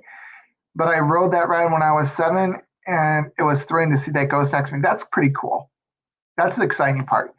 Um, but yeah, you kind of think of like, why is a guy who hung himself going, there's always my way, and he's swinging like that's really, really, really morbid. Um, but that attraction's over 50 years old, almost 60 years old, coming up on 60. It was 50. The 50th anniversary was 1950, so it was 2019, I believe, or not 2019. What I was saying was the 50th anniversary. So 1969 was the 20th anniversary, or the 50th anniversary. What am I talking about here? But yeah, so it's recently had its 50th anniversary. So 50 years ago, I guess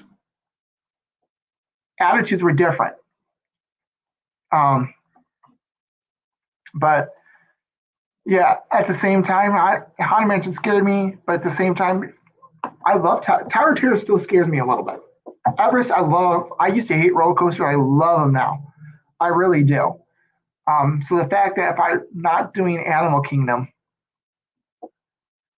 see the thing is, especially because park hopping, you can't just park hop whenever you want right now. You can only park hop after a certain time. If I just make a park pass for Animal Kingdom, I'd be like, okay, that's a waste of a park pass because I could be spending it in a park, another park I really, really have X, Y, and Z want to do, or it's just Everest. But Tower of Terror, I still get scared getting on that elevator. Uh, the long way up, going through the fifth dimension, and the whole clicking thing, and then just waiting for it to drop. Like it comes to a point where I'm just like my hands are sweating, I'm shaking. I'm about to point like, get me off this ride. And just waiting for the initial drop because I'll be like, I'm screaming with the rest of you guys. But then once it starts moving up and down, I'm like, yeah, this is fun. It's the anticipation. A lot of times with rides, I think they're scary, especially with roller coasters and drop rides. It's the anticipation, which is, Six Flags. I still cannot do giant drop at Six Flags Great America. I've never done that ride whatsoever. Even though that I know it's just like Tower of Terror, where you just drop, you only even drop down once, but it's the anticipation. It's the fact that you're just basically in a seat with a harness and you're going up 200 feet and you can see all the way around you. I'm like, no, I don't want to do that. I can do Tower of Terror because at least you go up the elevator into the fifth dimension. You technically don't know what height you're at. You don't know the drop, which I guess that can make it scarier. But I don't know, like me being able to see how high I am on a drop ride. I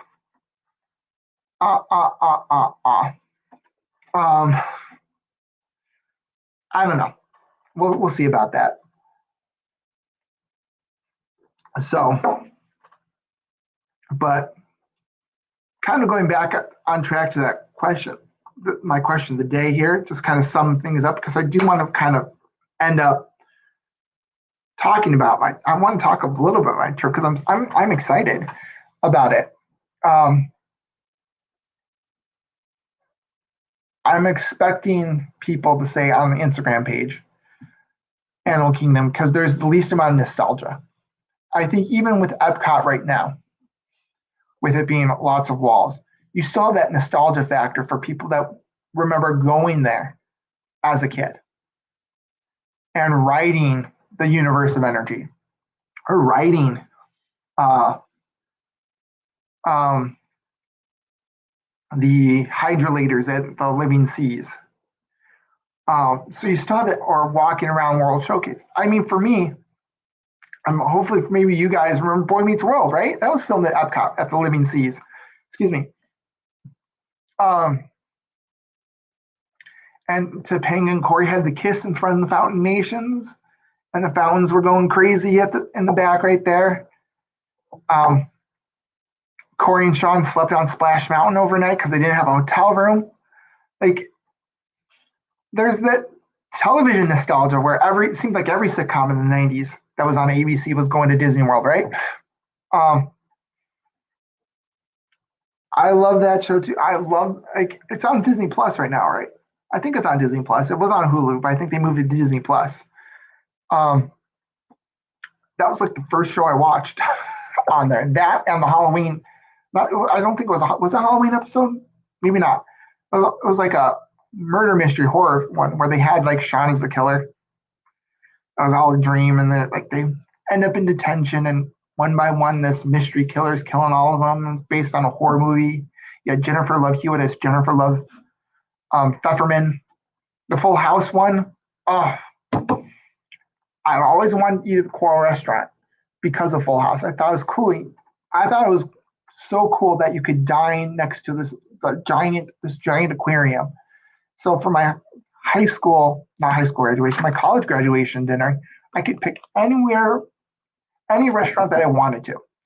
And so we're going to do one final big family vacation for at least for a while. And we're going to Disney World. My parents were like, we need to do this as a family. We're going to visit grandma, but we need to do this as a family. So I picked the Coral Reef restaurant specifically for that reason. Michelle was princess for the day. Everyone got to be in the parade. They had a tea party. Uncle Jesse and Joey actually did the radio show remotely from like that little water base station there.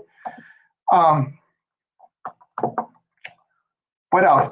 Uncle Jesse performed from the castle, like all that. It was two parts too.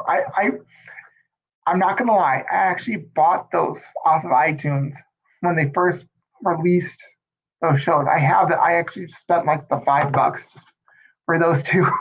For those are my two favorite. Like, well, technically, if it's two parts of one storyline, that's my favorite storyline there. Disney. I guess no surprise I'm talking about Disney right now. I guess because of that. But I think that nostalgia plays an important role of what park people are going to pick. And for me, there's the least amount of nostalgia with the Animal Kingdom. It was just a park that we would go to on the first day. It's like, and it really was.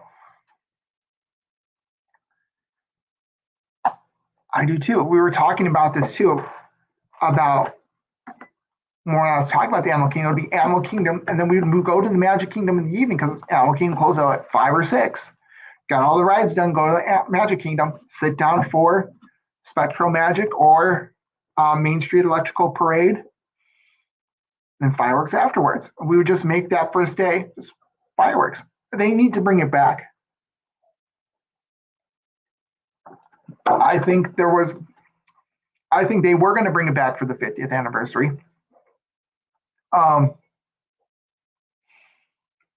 But coronavirus, COVID-19, said, not in my house. I've been watching too much college basketball right now with March Madness, which I actually already started for day 2. To come in with talking about, not in my house. That's I know, I love that commercial. I'm glad that brought that back, but but that's basically what happened, right? Rumors that they brought it already, that the parade's in Florida, they're bringing the parade in Florida. They need to bring back a nighttime parade. They do. That commercial is hysterical. It really is hysterical.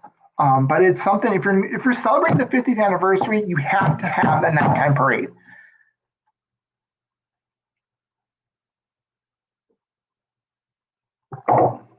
You know what? Honestly, they don't have to turn off the lights. I know it's best experience when they dim the lights along the parade route.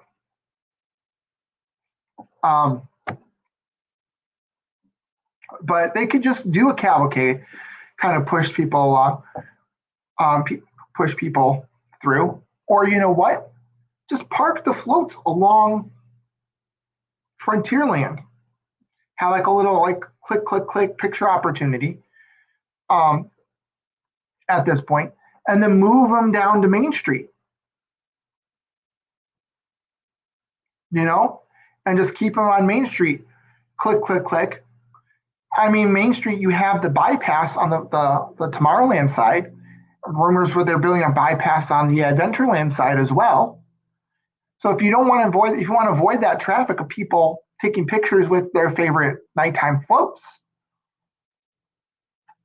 that would be totally an awesome evening cavalcade, a nighttime cavalcade. Especially as more people get vaccinated, and the pandemic winds down, that social distancing and mask aspect, I think we're going to be wearing masks for a little bit while longer, but that the distancing aspect may not be as important. More people are vaccinated. So it's definitely something they could do. We don't know what they're going to do for the 50th. All we know is that they're decorating the castle and they're putting lights. Oh, that's also, speaking of putting lights on, Epcot, Spaceship Earth, they're starting to put these pucks on Spaceship Earth, which it looks cool. I agree that this lighting package looks cool, but they're putting them in the gaps of the tiles. I definitely agree that it should come. Yeah, I agree too. The gaps in the tiles on Spaceship Earth were for drainage. All that water that's collected on top of Spaceship Earth gets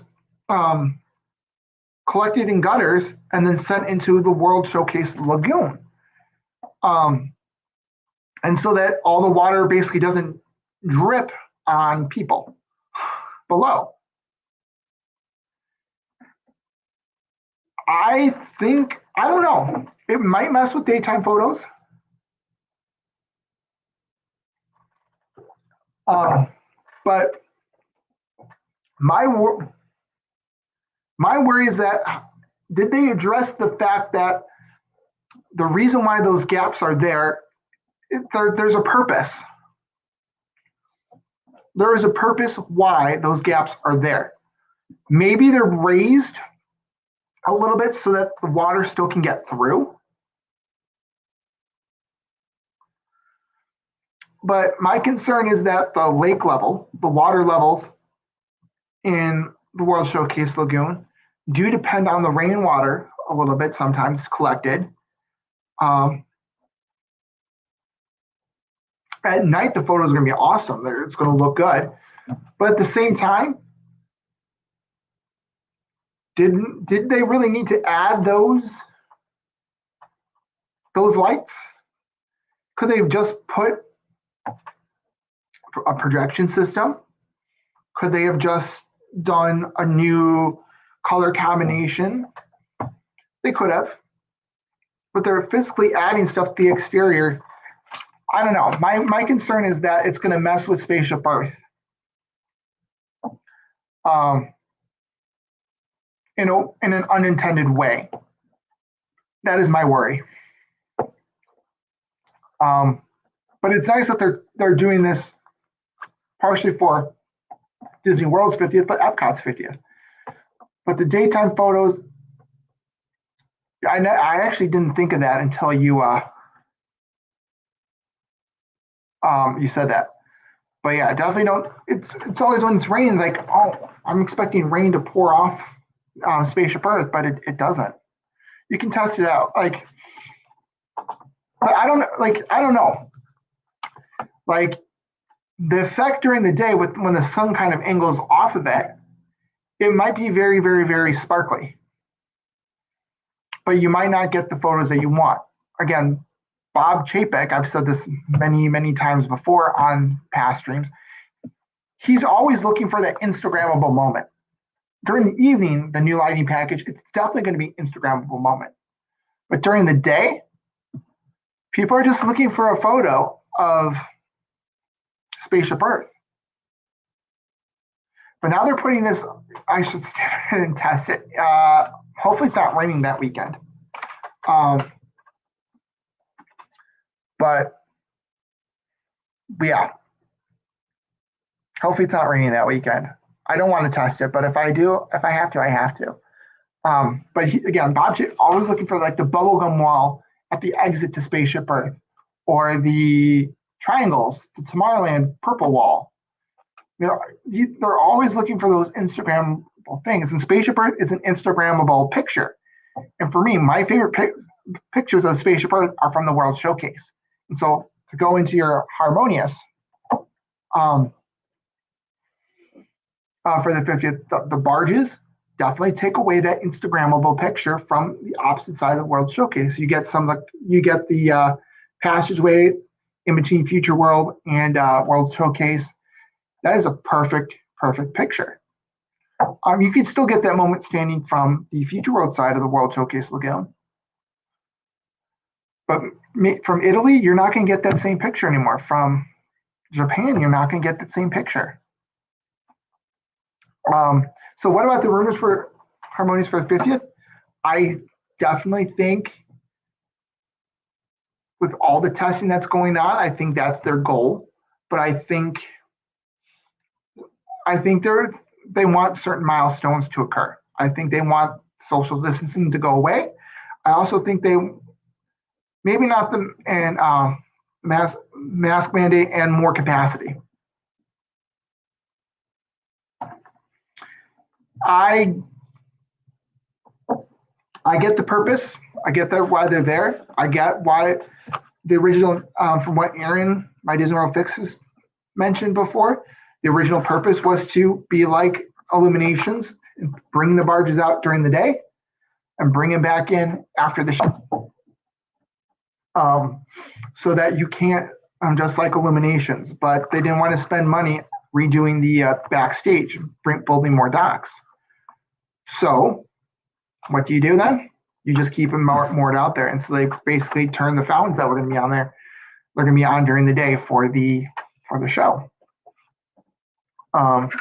Before the show. But they don't look good. I'll say that. They don't look good during the day. I'm going to wait to see if the fountains turn on, but it's definitely not going to be like the concept art. Especially if it's windy. I'll just leave it at that. But I definitely see Epcot being the first fireworks show. Or Nighttime Spectacular opening up, that or Fantasmic being those one of the being 1, 2. I think they're going to open up, maybe open up with Fantasmic, and then make Harmonious the 50th anniversary, big 50th anniversary stuff, and then maybe Magic Kingdom will be the last. But it's hard to think that if you're going to have something fireworks at Epcot for the 50th, I think they also want that at Magic Kingdom too. I think they want Magic Kingdom fireworks to be for the 50th too, because people are going to say, well, Epcot has it, why not the Magic Kingdom? So my guess is that it might be Fantasmic first, and then Harmonious will premiere when they can have Magic Kingdom fireworks again. It'll be right around the same time. I think it might be Harmonious will premiere first, but at the same time they announce a date for Harmonious, they'll say Magic Kingdom fireworks will be shortly thereafter. I think that's where they're going with that. I've been talking for 2 hours. I can't believe it. I ran out of tea. Last sip of tea right there. I'm excited for my trip, y'all. Let's just say I'm seeing All-Star movies. I'm going to start with that next week because my voice needs a little bit of a break. So next week, 10 or 10:30 a.m. I've done 10:30 for the past 2 weeks. Might be 10:30. I'm really liking this daytime. I'm really like this daytime thing. I've never stayed at All-Star movies. I've stayed at sports and music as value resorts, but never movies. So I'm excited. Yeah, I'm getting a little bit hoarse. And I still have 1 more hour to go tonight at 8, 7 Central, Life with Roxana, if she's actually doing her Saturday stream today. I haven't got a notification for that, but as of yet. But Aaron and Roxy are enjoying a nice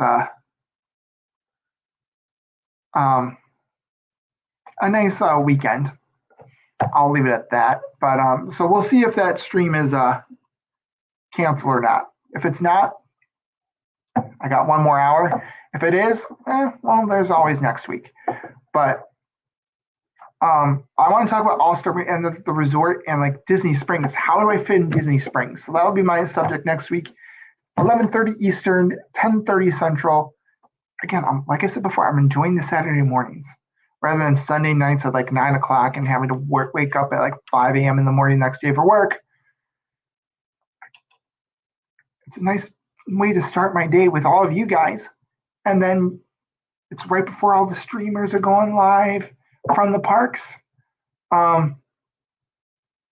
It's a great way to start the day. So I'm sure there's plenty of other streamers that you can turn to right now. I encourage you to turn to them. Have a good day. And you know what? I'm really liking, I think I've finally settled on a good ending phrase. I will see you guys, if not tonight, definitely in infinity and beyond. Have a great weekend, everybody.